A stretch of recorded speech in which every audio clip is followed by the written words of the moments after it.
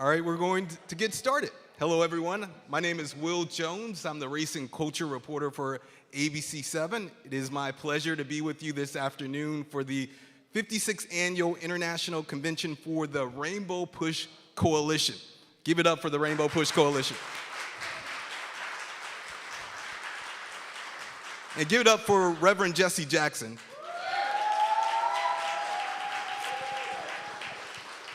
So my wife and I, we were in the process of moving to a new neighborhood in the city, so she's at home packing. I left her to continue packing, but this is so important for me to be here. Rainbow Push and Reverend Jesse Jackson, they've given so much to the community. And I always share this story about Reverend Jesse Jackson. When I was at college in Northwestern in 2002, he had an event on campus, and he was registering people to vote. So I tell people, Reverend Jackson registered me to vote. So that's my little cool story. And I still vote. I still vote. It's important. So let's talk about the convention. This year's theme is Make America Fair and Equal, pushing for new markets in 2022. Here at Rainbow Push, their goal for this year's convention is to expand supplier opportunities for African Americans and other people of color while initiating changes in public policy that expose barriers in industries of sports, housing, healthcare, education, technology, and media. To kick off this year's convention, Reverend Jackson and Reverend Yeri will have a fireside chat with U.S. Secretary of Transportation, Pete Buttigieg. A lot of people know him formally as Mayor Pete. But before we get to that, I want to invite Mayor Lightfoot up to share some remarks.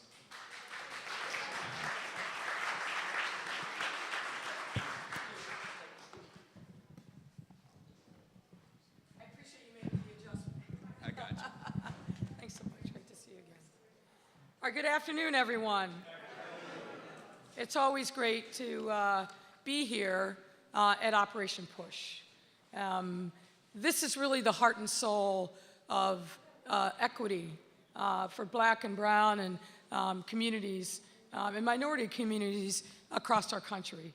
And it's a great pleasure to be talking to you today about infrastructure and what that's going to mean, not only to transform the physical topography of our country and our city and our state, but what it means in terms of bringing real equitable dollars to our country and places like Chicago. It's a great pleasure to be here with so many elected officials and other notable attendees. I want to give a particular shout out to Dorval Carter, President and CEO of the Chicago Transportation Authority.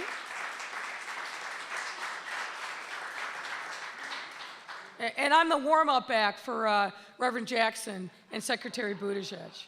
And I happily embrace that role. Secretary Buttigieg has been in and out of Chicago many times, and he has made himself extraordinarily accessible to me and other mayors across the country. Obviously, the Department of Transportation plays an absolutely pivotal and central role in making real the infrastructure dollars that are going to be coming from the bipartisan infrastructure legislation.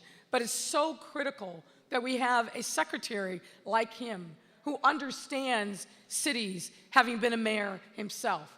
That is going to make a big difference in not only how the Department of Transportation invests, but the way in which those investments are going to impact Black and Brown and minority communities. So I'm grateful for the Secretary being here and also understanding and feeling like Chicago is his hometown as well.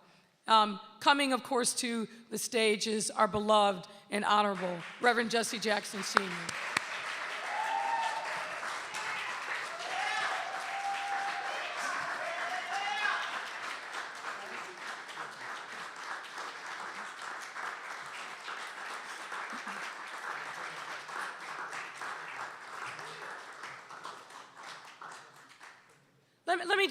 Let me just depart from my prepared remarks and talk for a moment about how important Reverend Jackson is to not only our city, but really our country.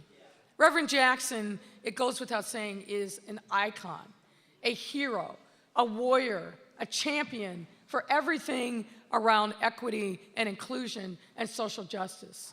And the fact that he is still on the road every single week, making sure that he is lifting up his voice, using the powerful and important platform that he has to talk about civil rights. And let me just tell you, if you're sitting down and you're talking with Reverend, his mind is sharp as a tack. He sees many, many steps ahead on that chessboard, and we are lucky to still have him active and engaged on behalf of all of the causes of social justice and civil rights. So Reverend Jackson, I just want to say again, thank you so much, sir, for everything that you do to really be in service to the people of this country. We are lucky to have you. Thank you. Let me talk for a moment about what an incredible opportunity we have right now at our fingertips. I say this all the time about Chicago.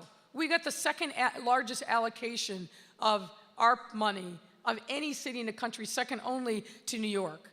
This is our WPA moment. Make no mistake about it. We have the ability, because of the resources that we have, because of the support that the City Council has given us, to invest in our communities in ways that we have never seen before in the history of Chicago. And a big part of those investments are going to be around infrastructure and transportation.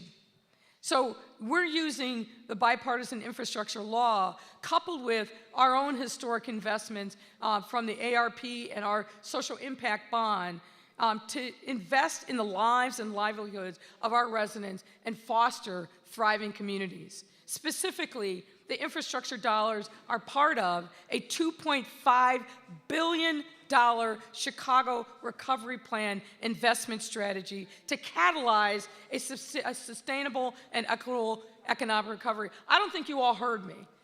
I don't think you all heard me. Let me repeat it again. The infrastructure dollars are part of a $2.5 billion Chicago Recovery Plan.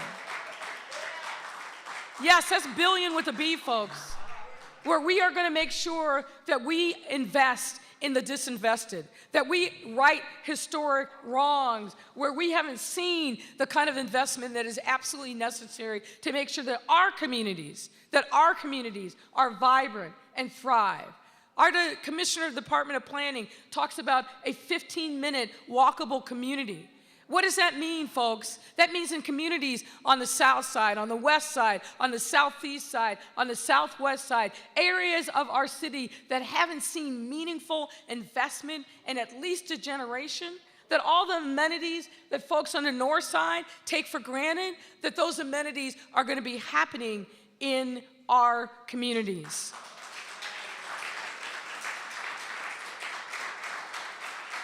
And I'm a firm proponent that we have to lead by example. We have to indicate to the business community, to investors, that we have skin in this game, and that's why the $2.5 billion that we are putting all across the city is so critically important. That money, the 2.5, will complement the multi-billion-dollar, multi-year Chicago Works capital plan, also passed and approved by Chicago City Council. You see the signage all over our city. Roads, bridges, alleys, sidewalks, all kinds of infrastructure, but then it's been neglected. We put together a multi-year plan, not a 1 year, not 2 year, but multi-year, so we had predictable sources of income and resources that we can invest in rebuilding the infrastructure in this city. Now, I'm thrilled to see the Biden administration focus on equity and to hear Secretary Buttigieg clearly state what we know in Chicago all too well. How we build infrastructure impacts how we move, how we work, and how we access the city. As we build up our infrastructure, we must do so in a smart way, so that all residents can access our entire city and opportunities within it. It's no secret that one of the things that we are most excited about pushing forward finally is the Red Line extension all the way to the edge of our city.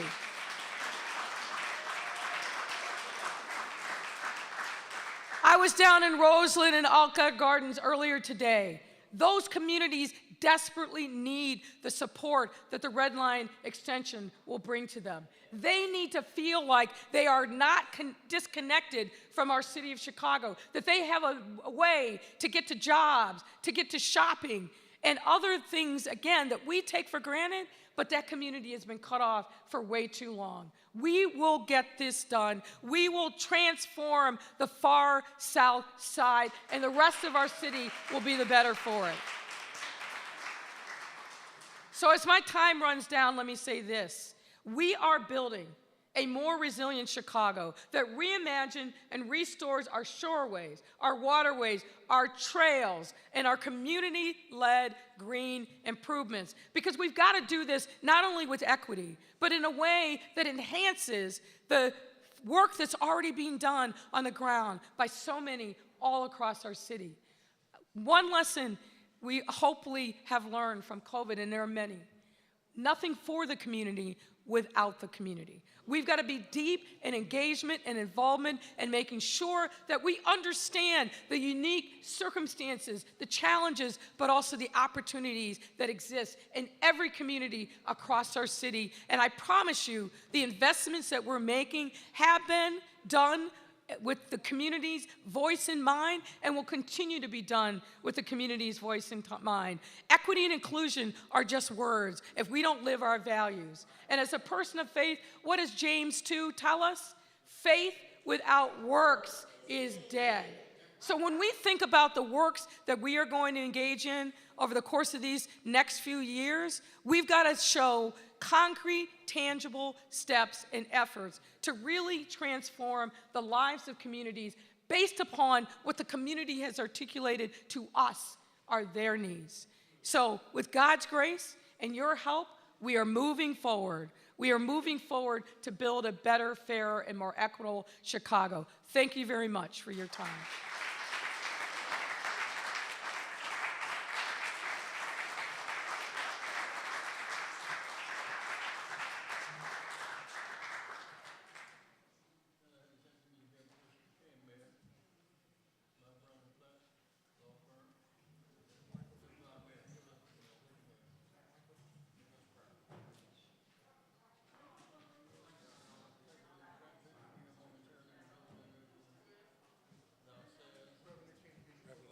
Set the mic.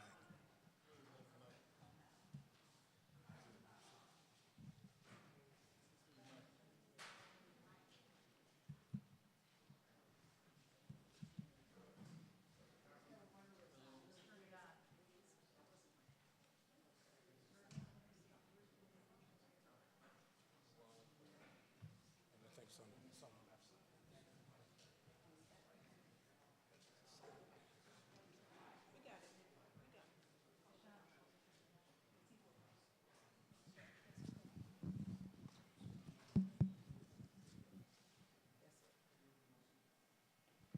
Just a moment. Wireless.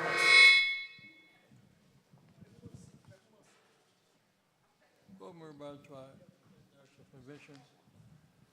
Here's our today with $1 million scholarship for our children. Kim won the championship football this year for the first time in school history. We gave them leather jackets, leather sleeve jackets.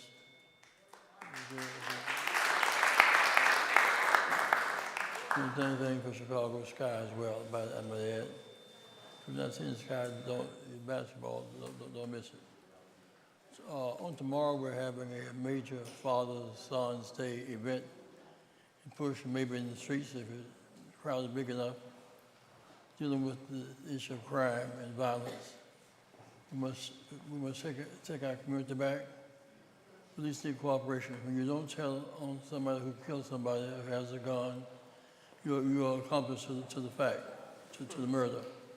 We got some second, third murder people around the city. that we cannot allow our community to be a sanctuary for killers. So we cannot allow our community to be a sanctuary for killers. We must tell it, and it's also those children are not born shooting.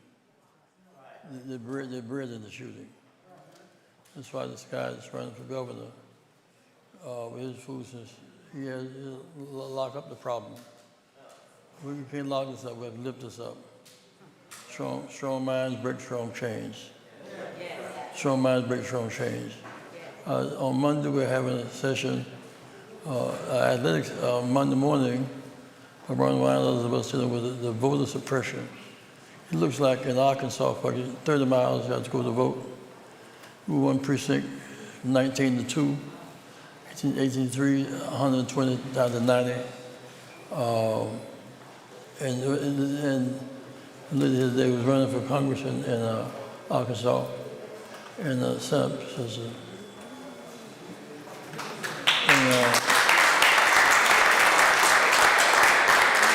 But 30% African Americans never had a black federal official. They just cut up in three parts. She run, but she could not win. On the gerrymandering rules, states' rights is a big deal to us, and so we'll be fighting that in the courts, as well as in the streets. In that state, 7% of all servicemen in the military right now, ballots were rejected. A military rejection, 70%. One woman had a stroke on one side and paralyzed. She signed with her left hand rather than her right. They said it didn't match the previous signature. She eliminated. The South is going wild on this attempt to take the Congress back, send it back, and in many ways it is as fierce as it ever was. What happened after 1890, we had 25 years of Reconstruction. They killed the president, and Lincoln and Johnson took over, and that coalition sent the courts. And when the Supreme Court speaks, it's real. It is supreme, not necessarily morally supreme, but it's supreme in the ground they cover.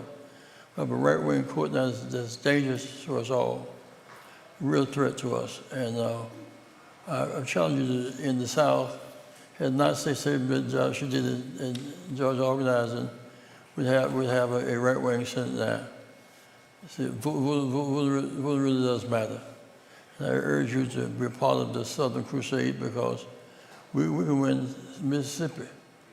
Mississippi 42% black. Now, a lot of people not raised in the South, not because they are apathetic, they can't read and write. My grandma was not going to vote for me to run for president because she couldn't read and write. She didn't want to go downtown at age 75 with her own little circle established. She'd be taken care of by a U.S. citizen and all that or not. So she had to make an X. A lot of people, she ate out of the table. They didn't make her register to vote. She had too much pride. A lot of people are not registered to vote because of reasons that I think he sent all this money to Ukraine for budget, for democracy. I think we should get a $2 or $3 billion budget for the reparations. Check on the ex-slaves should be registered to vote. Ex-slaves should be educated. So we're going to make reparations make sense. The damage done must be repaired. Ran to Chicago, and I never forget.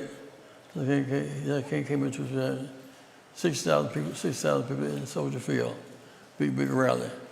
Most of them not registered to vote. Came up here in a hurry. Dr. Howard came up here in a hearse. Blacks came up here in great numbers. Socially smart, hip, driving new cars, talking that talk, good singers. But when Harris ran, Harris said, I don't want to run for mayor. I really don't want to run, and if you put $250,000 on the table, 50,000 new voters, I'll consider it. 400,000 new voters, 400,000. They did that many black people all around Chicago, and that wasn't all of them. Go around talking that talk, unregistered vote. So it's that way across the South. More blacks in Chicago, in Mississippi, from Mississippi. Arkansas, 400,000 blacks unregistered in that state today. As you win your governor's race, 500,000 votes in that state. So we're going to do a lot of work in the South. We'll bring a lot of secretaries in here. We brought this one in here for this occasion. We'll be bringing other secretaries in here. And the ceremony meeting started back again today. We're on the Word Network. We're meet on Saturday morning, getting in the flow of things. We need good information. Your presence makes things happen for us. Voter registration this year, 50,000 high school seniors, age 18, eligible to vote. 250,000 city colleges, we want city colleges to be free. We maintain the Senate, we'll get free city colleges. You graduate high school, college debt in these schools, trying to get in the first place. You just get discouraged, join the army or join the gangs. Somehow we need to make a decision about fighting for a Senate that in fact will vote for free community colleges. And I want our children to understand conflict resolution, that the guns is not the answer. Shooting people is not the answer. We can't say that enough. Also, part of this whole thing is voter registration. I want every high school senior, what is your precinct? You should know that in your class. What's your state rep? Since there's your city council, your county person. It's not taught in schools. So legislators just somehow get in and just legal enough to stay in, but they're not accountable because we don't have a knowledge of who they are. Judges, we elect judges in Chicago. So we have an obligation to teach these children. See back there? I was buying time. Ladies and gentlemen. You bought it. Bought the time. You bought the time. All right. This is transaction, Peter Buttigieg. Come on, Peter.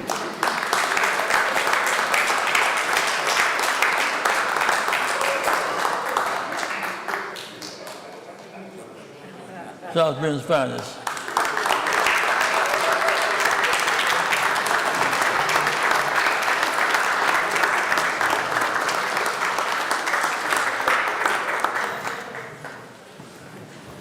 Well, good afternoon, everybody. Can we appreciate Reverend Jackson for his tenacity, his resilience, his persistence, his presence, and his leadership.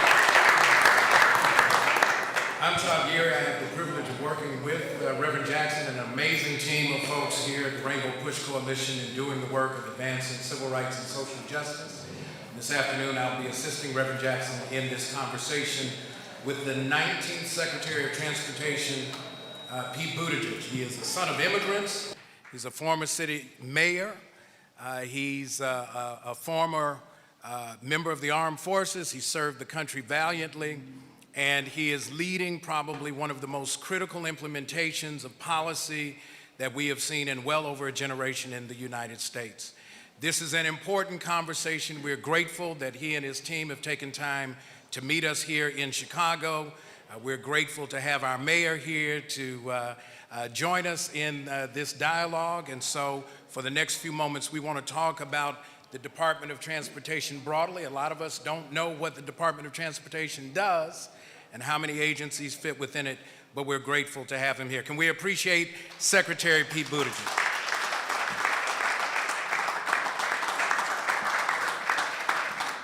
That's a basic question. Peter, what is the size of the budget of public transportation?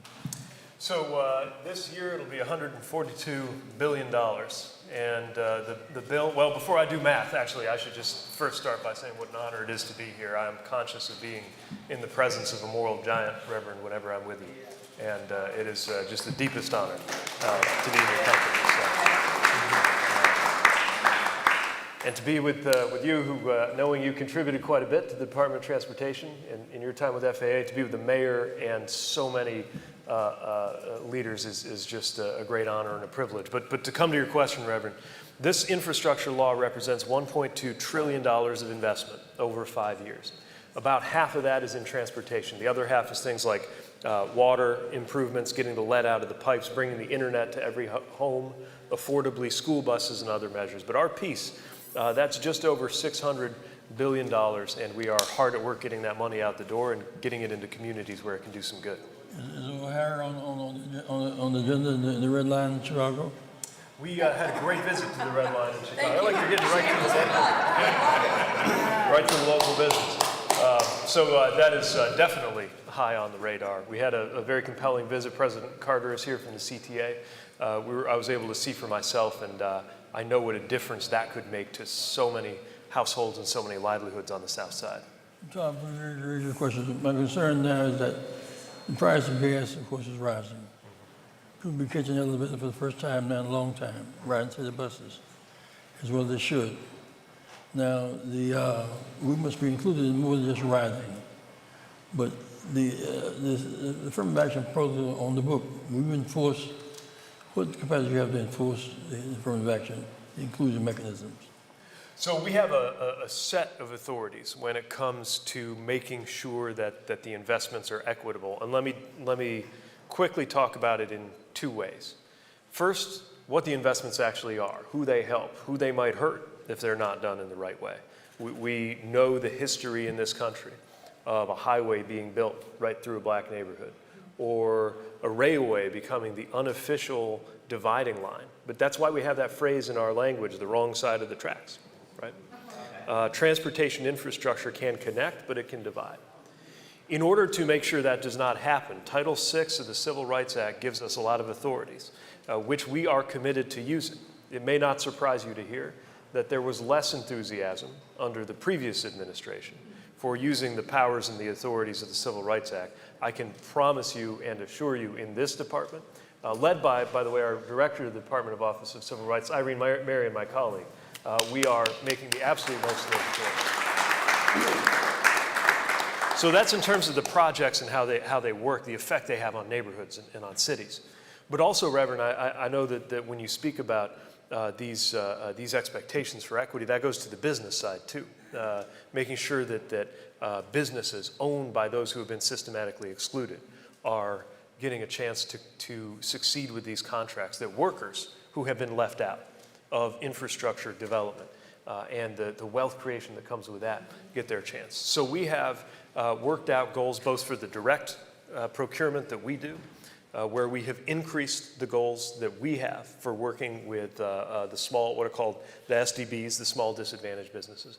And we are right now in the process of updating the rules and the authorities we have on the DBE program, which, by the way, when that happens, will go out to a public notice where we will get, we're pretty proud of the proposal that's been put together, but it can always be improved, and we believe in that engagement to strengthen it, to make sure that it has the right teeth and to make sure that it has the right level of ambition, so that all of the other partners that we're funding, that the states, the transit agencies, the cities, are making the most of this opportunity to create wealth, to create capital, and to create prosperity through the investment, the spending of all that money that we're about to move through the American economy to get this work done.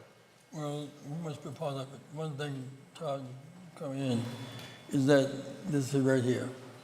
We know that the killing zones, Inglewood, say, for example, Chicago, guns in, drugs in, infrastructure out, jobs out. The idea of the free community colleges by Biden is a big deal, as well as enforcing, dealing with zones of disaster zones. Children are not born shooting. They're bred to shoot and kill. Last month was a big deal about 22 people killed in Texas. Wiped out 10 being killed in Buffalo. 60 killed in Chicago. 24 were shot. These zones of deprivation are creating real problems. No mayor can solve this. Mayors don't sell guns. There's not a gun shooting range in Chicago. You go across the river, there'll be guns and chucks. So this idea of the guns and the infrastructure, I think if it has a commitment to deal with some of these crisis zones, that'll help as well. We think so. We think that if we invest in the places that have been disinvested for years or for decades, we're creating the opportunities that lead to safety. Of course, there's important work that needs to be done directly on the public safety side. I know that the mayor has been leading in that regard. But as you say, we cannot ask any mayor or anyone simply involved directly in public safety to answer for all of the loss and the disinheritance that has come with living in neighborhoods that have been systematically excluded. But we also know for a fact that when you connect people to opportunity, when you give people a better shot, we were just talking about Roseland, just as an example, a neighborhood that has commuters who can take more than an hour to get to a job in the Loop. And it strikes me very poignantly because there's a community in Indiana called Roseland. They call it Roseland, which is close to South Bend. And it takes less time if you do have a car to get from Roseland, Indiana to the Loop in Chicago than if you don't take a car to get from the Roseland neighborhood of Chicago to your job. And if somebody can't get access to those jobs, if somebody can't get access to that opportunity, if somebody doesn't have access to education, to skills, how can we expect them to thrive? So this is part of what we mean when we talk about equity in transportation, when we talk about justice in transportation. I know when you think about justice, the first federal department you think about is most likely the Department of Justice, and fair enough. And I see my friend Freeman Wilson is here too, who had so much to do with these issues. I took me a moment to spot him. So I am humbled to talk about justice in that sense among the legal minds who are here. But what about transportation? I mean, again, and I'm humbled to even mention this next to you with your history of leadership in this regard, but it's not lost on me that if one of the signal moments of the civil rights movement was the Montgomery bus boycott, then the question of how and whether people can be transported in a dignified and efficient and affordable way to the opportunities that they need to thrive is unquestionably a matter of justice. On that point, Mr. Secretary, I guess the question about equity is also tied to remedy. One of the things that we've seen historically is that federal dollars have actually been used to displace and disconnect underserved, under-resourced, and communities of color. And so a lot of this infrastructure money, the ACT money, will be used to kind of correct some of the harms that have been done. What are some of the goals and objectives to remedy those issues? In Baltimore, where I live now, it's called the black butterfly, that you can anticipate a lot of the socioeconomic harms just by how public transit highways have been built around the city. Yeah. How do we make sure that the Infrastructure Act intentions don't get trapped in the vacuum of business as usual? Right. So in a matter of days, we're going to announce the release of the funding for the Reconnecting Communities program. This was contained in the President's bipartisan infrastructure law, and it is funding specifically for the purpose of addressing areas where previous use of infrastructure spending, including federal dollars, actually served to divide. And the thing that amazes me as I go around the country is that there are stories of this happening everywhere. Baltimore has the highway to nowhere. In St. Paul, Minnesota, just as surely as in Birmingham, just as is true in Syracuse, New York, anywhere we go. I bring up this topic and the heads nod and the people describe the examples close to them. So that's what this $1 billion going to Reconnecting Communities is about. But that can't be where the story ends, because our investment as a whole has to be doing good and not harm. And by the way, the reason we bring up these harms is not to make people feel guilty about them. It's because we can and must fix them. And so the Reconnecting Communities program, I think, will be a specific case where we're applying those dollars to remedy those issues. But this is a legitimate use of, I mean, the whole point of federal transportation dollars is to connect. And to your point, we also have to make sure we do no harm. That's part of what Title VI is about, enforcement capacities. But let's be honest, if a hiring policy or a housing policy is found to be discriminatory, you can change it. But if a physical piece of infrastructure turns out to have had that effect, a stroke of a pen isn't going to move it. That's why it's so important to get it right on the front end, not, if at all possible, not to have to enforce after the fact, though that is an authority we will use where appropriate.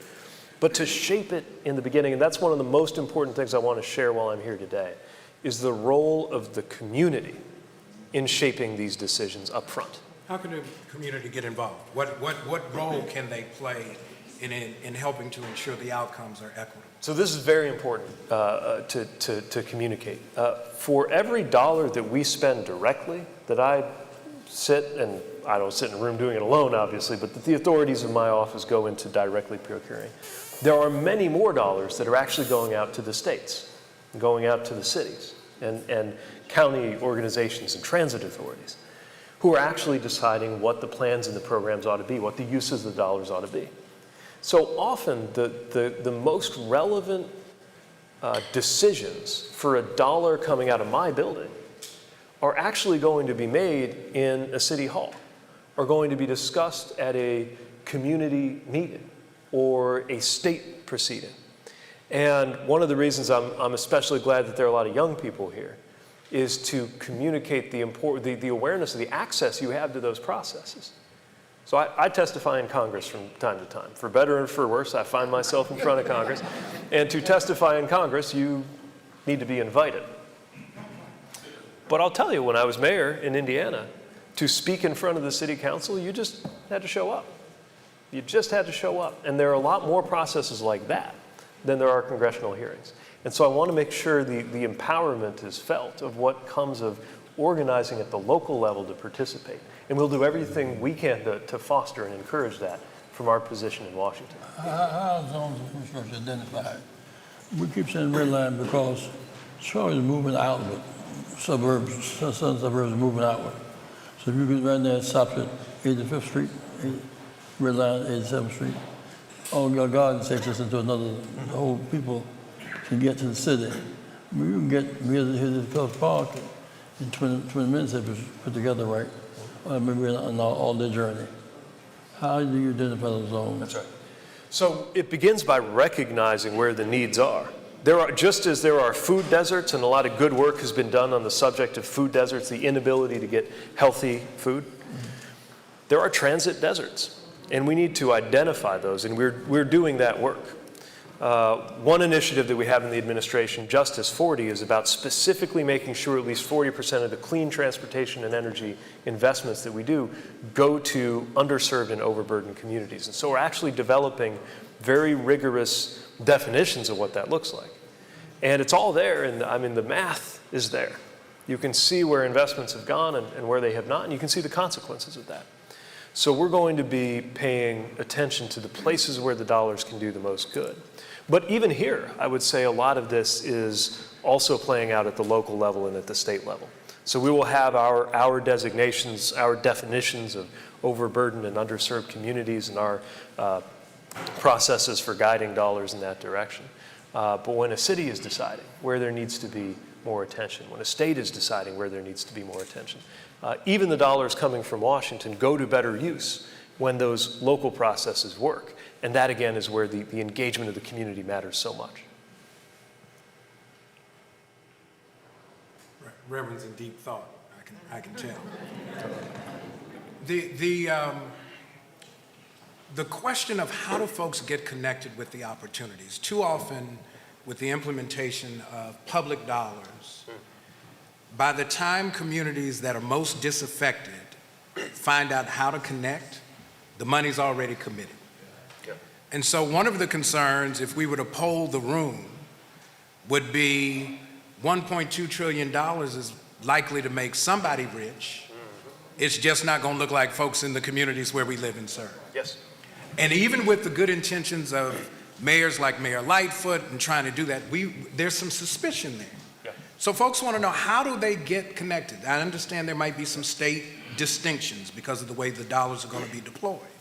But what do you suggest to those who have an interest, entrepreneurs, those who have trades that want to tie in? How do they connect to this opportunity to really begin to advance the next phase of the U.S. anti-poverty program? So we're running a process to help do just that, to get out in the field with events like what we're calling a Connections Marketplace event, to connect contractors or would-be contractors up with public sector voices, but also to connect subs with primes to make sure the right people are talking to each other, because as you know, part of the reason why it seems like the same people and kinds of people get wealthy over and over again is the word of mouth factor. Right? Maybe it's out there publicly in one sense, it's buried in a public report somewhere where to look, but a human being needs to walk another human being through some of these things in order for them to navigate it. So we have a part of our department goes by the acronym of OSDBU, which is the Office of Small and Disadvantaged Business Utilization, but we call it OSDBU. Most importantly, they are going to be among those sponsoring events across the country to try to connect the business community, the business community of those who have been excluded in the past, with the opportunity. We also have some things that were written into the law a little bit differently this time in terms of support for example, local hire. Because we heard story after story of people who finally did get the investment in their neighborhood and come out and say, okay, there's something coming to my neighborhood, and then look at the folks in the hard hats and say, wait a minute, it doesn't look like anybody working on this project came from anywhere near this neighborhood. We saw that. And so under the previous administration, we did not have the authority to do local hire, but it's written into the infrastructure law now that we can support that, and we will. It seems to me that also the southern states are notorious for states' rights. The whole Shelbyville declared the Voting Rights Act. We're back to where we were pre-1965. If a state does not uphold the law, another justice, will it be a factor in deciding who gets money or not? Back to Arkansas, down there, 400,000 blacks are unregistered. A significant number of those who are registered eliminated for process don't make sense. Send a group of women paralyzed, stroke on the right side, with a hand, name down on the left hand. She couldn't vote. Sent them to the military. Voted by mail, they eliminated them. So you see this pattern of this absurd schemes to disenfranchise voters again. And so will the state be on your careful eye on that? Yes. We will hold states accountable using our authorities under Title VI.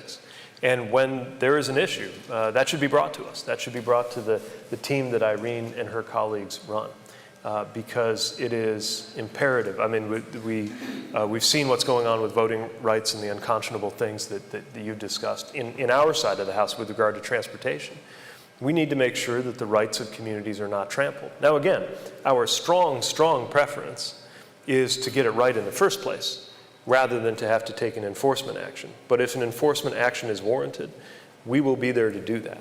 And we will make sure it is clear that the law must be upheld and that civil rights must be respected. OSDBU is an acronym. Can we come up with a different acronym? That's kind of hard to remember. Yeah, maybe we'll give them a new nickname with your help. Yeah, let's work on that.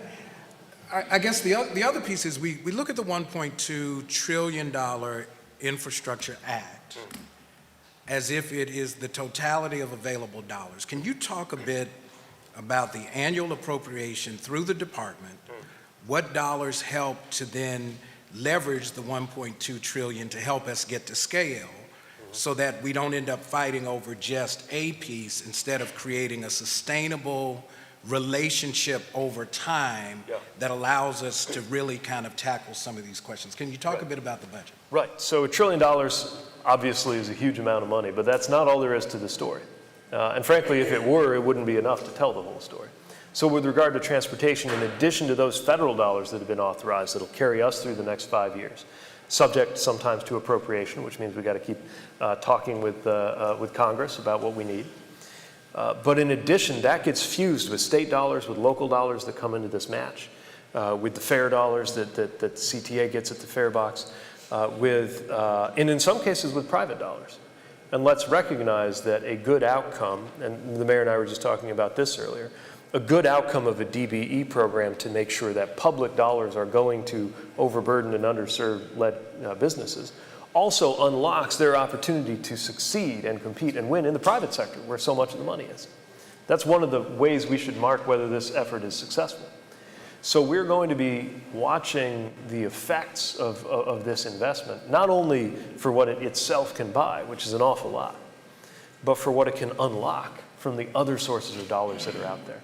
So that when we do it well, we will have an easy time making the case for the next round of investment, which will be on us before we know it, I think. It's probably upon us now. The Southern states are notorious for denying Voting Rights Act, for Roe v. Wade. They celebrate that type of. The voice is not coming clear enough to say the price you pay for that you can't get transportation. They don't want anything in the federal government except housing and roads and bridges and sewers and airports. That's all there is to be had, really. But the voice is not clear enough to them who make these absurd speeches on the floor of the southern state legislatures. They can't get that money, can't get the airport they want, the highway they want, just to comply with the rest of the law. We're on that.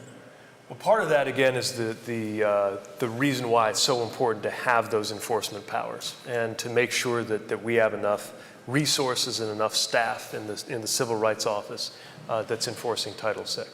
Part of it's also making it clear that these things are also a consideration when we're making our discretionary grants, to the extent that that is provided for in the law.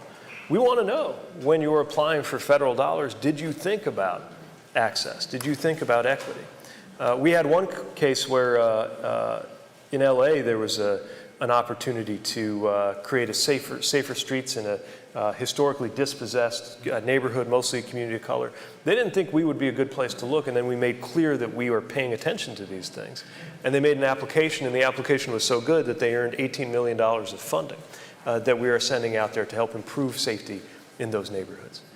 I would also add one thing I have noticed in some of the states that have a lot of, I'm choosing my words diplomatically here, but have some state leadership that has not been maybe as forward-leaning as we would like on these issues.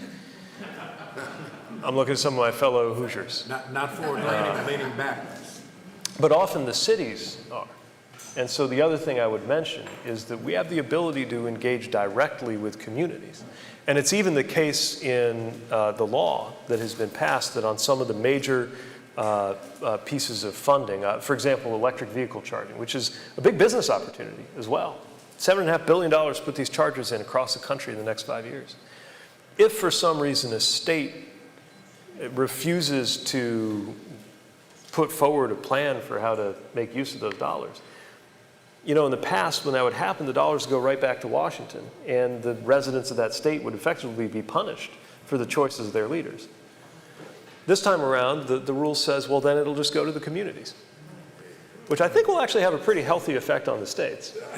But if they still fall down, then that means the dollars don't go back to Washington, they go to the hands of those who are ready to put them to good use.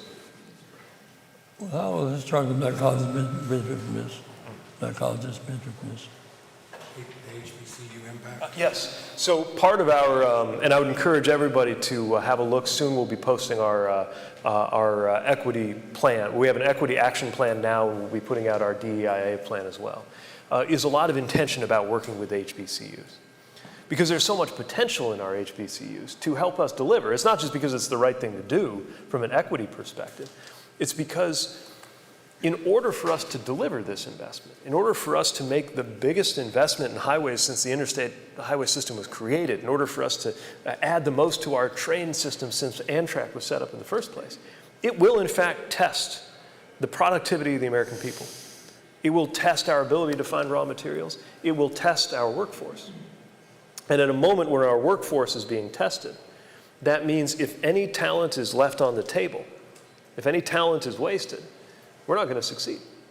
And the HBCUs are a huge part of that, cultivating people who may not have had a generational heritage or tradition of having access to work, either directly in the federal transportation sector, as you had the opportunity to serve in, or in business, or in the fields that are going to be doing so much of the work that we're funding.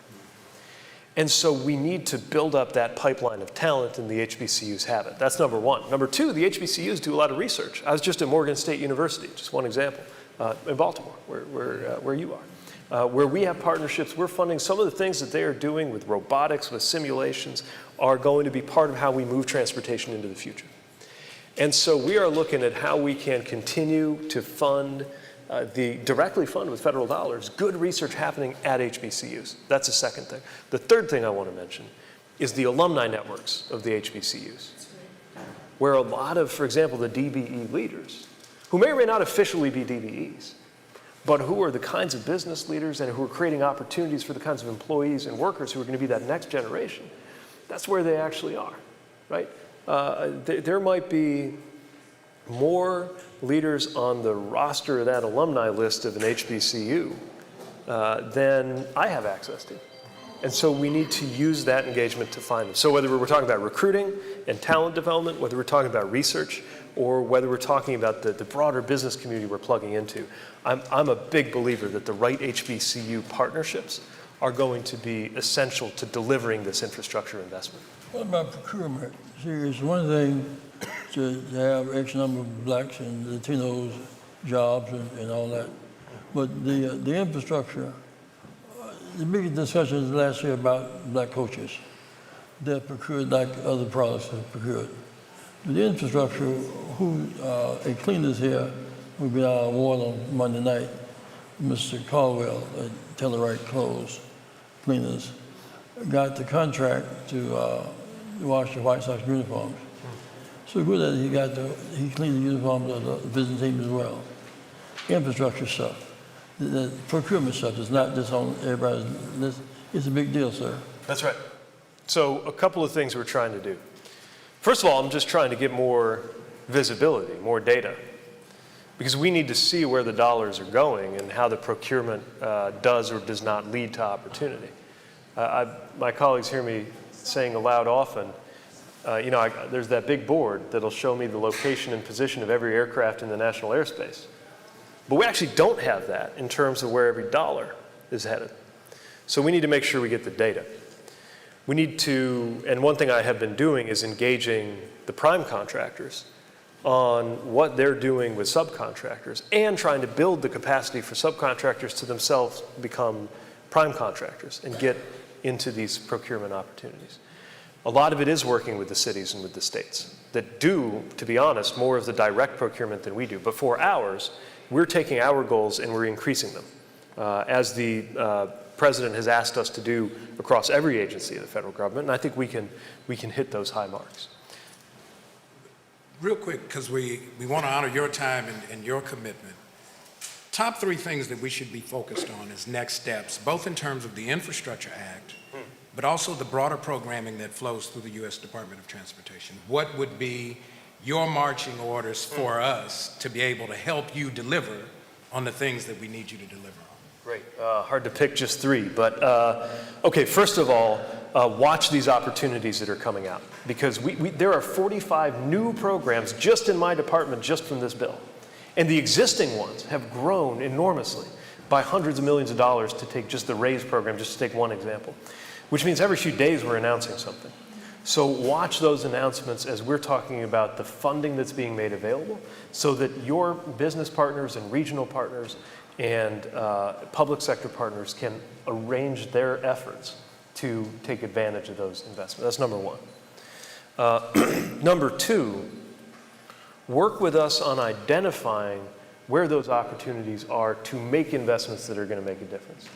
Ensuring that the stories are told, both of where mistakes were made before and where the opportunity is for the future. Because often, the people who have the best ability to get attention are the ones who are already a little bit better resourced, right? When it comes to getting investments in their neighborhoods, when it comes to getting transit lines extended to where they work, when it comes to making sure the quality and the safety of the transportation networks that serve them are robust.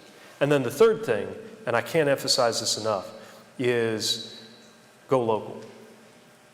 The federal dollars are all being spent by somebody, and that's usually closer to home.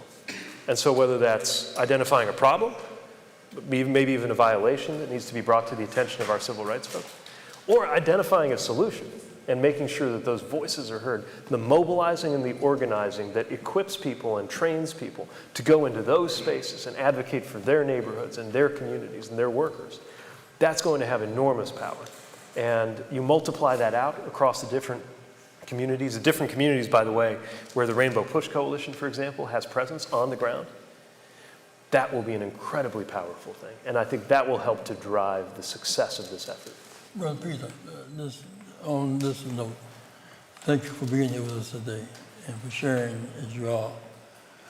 We have a concern that when the deal is done, I've been to Louisiana lately and to Georgia, where they're not in compliance with the Civil Rights Act. Big new airports, spacious, they're already getting the money. They're boldly declaring that they will not honor voting rights applications, for example, and other programs. Cutting back on women's rights and workers' rights. And they play both, they against the federal government until it's time to get money on things that they desire. I take this point, and I think this is why it's why we built our civil rights office back up, and it's why we need to use it. Sounds like there are opportunities to be had. So, Secretary Buttigieg, thank you for making time to come and have this conversation. We're looking forward to following up on the work. As Reverend Jackson would always say to us, we're going to help you help us keep hope alive. All right. Can we thank Secretary Pete Buttigieg one more time?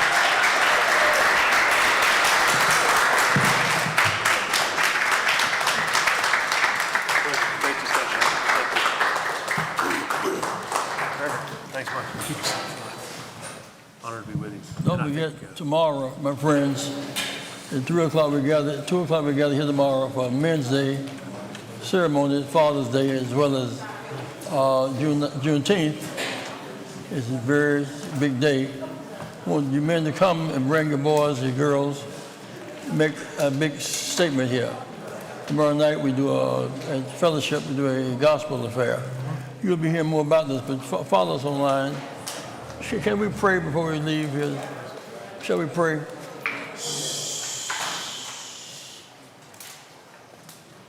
Father God, we thank thee so much for helping us to see, to know, to have access. A man such as this who has the resources, lift up bowed heads and heal wounded souls.